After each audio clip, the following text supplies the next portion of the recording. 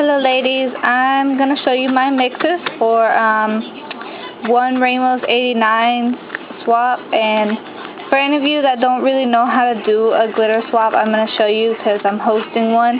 So I'm going to show you how to package it and send it to me.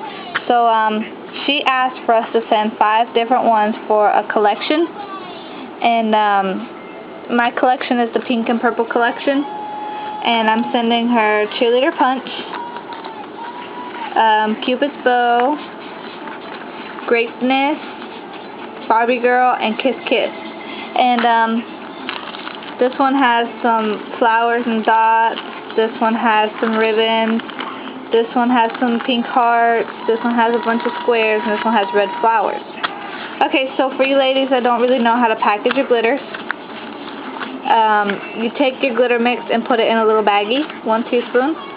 And the way I do it is I put my mix in one baggie, my nail art in the big baggie, and put my glitter mix inside the baggie.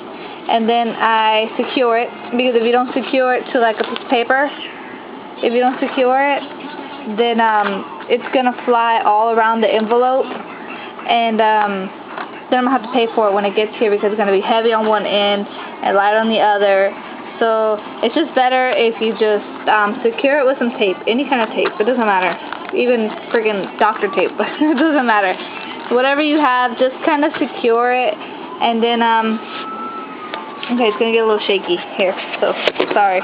And then take your self-addressed envelope, stick this on there, and kind of wrap it around, and then so that it looks like that.